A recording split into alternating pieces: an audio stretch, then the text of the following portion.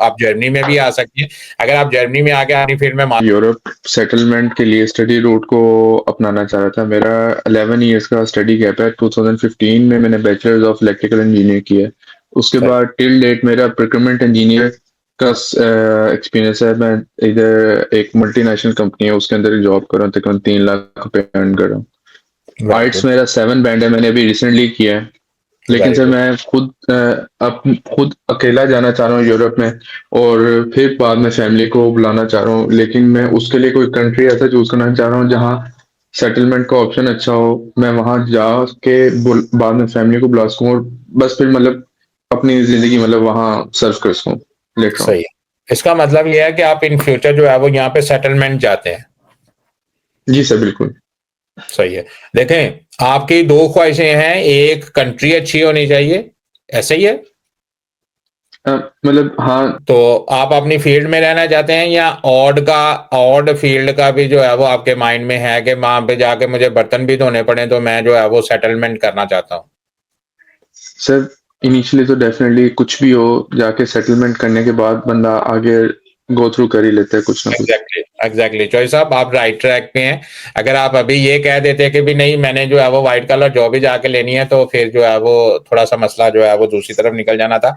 बहरहाल अगर आप जो है वो ये माइंड लेके आ रहे हैं कि मैंने स्ट्रगलिंग मोड में वहां पे जाना है, और स्ट्रगलिंग मोड से मैंने निकल के जो है वो अब हर सूरत में जो है वो अपनी फैमिली को जो है वो फ्यूचर में यूरोप में सेटल करना है, तो इसके लिए ये है कि आप जो है दो रूट होते हैं। एक ये होता है कि जैसे आपके पास जो है वो इलेक्ट्रिकल इंजीनियरिंग का जो है वो आपके पास एक्सपीरियंस भी है, मल्टीनेशनल कंपनी के साथ आप काम भी कर रहे हैं, पैसे भी माशाल्लाह आप 3 लाख रुपए अगर आप पाकिस्तान में बैठ के कमा रहे हैं, ये एक अच्छी अर्निंग है। लेकिन इसके बावजूद भी अगर जो है वो यूरोप में आप आना चाहते हैं तो हम आपको ये रिकमेंड करेंगे। वैसे अगर आप जो है वो जर्मनी को भी कंसीडर करें, जर्मनी में भी आपको जो है वो मास्टर्स करने के लिए जो है वो प्लेस मिल सकती है।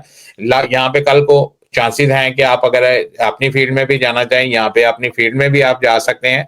नंबर भी माशाल्लाह आपके अच्छे हैं, साथ में आपके पास जो है वो 7 बैंड इसका भी है, आइट्स भी है। लेकिन इसके साथ साथ आपको जो है वो यहाँ पे मास्टर्स करने के लिए आपको जो है वो 12,000 यूरो की जो है वो एक बैंक स्टेटमेंट शो करवानी पड़ेगी। आप जर्मनी में भी आ सकती हैं।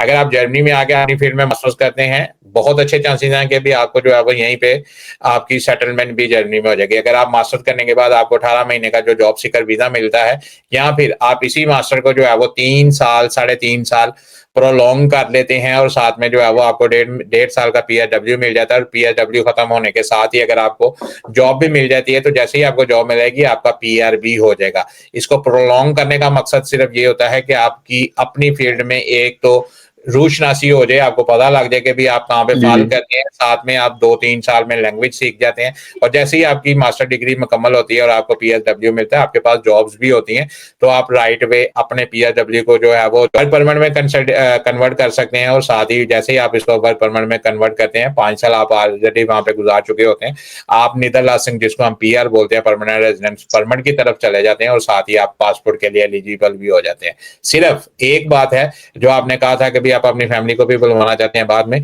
फैमिली यहाँ पे अगर आप स्टूडेंट वीजे पे खुद यहाँ पे स्टूडेंट वीजे पे होते हैं, तो हर फैमिली मेंबर के जितने भी आपके फैमिली मेंबर हैं उसके हिसाब से आपको हर बंदे के लिए एक ब्लॉक अकाउंट की जरूरत पड़ेगी, तब आप 2.5 से 3 साल बाद अपने बच्चों को यहाँ पे बुलवा सकते हैं, इससे पहले आप नहीं बुलवा सकते।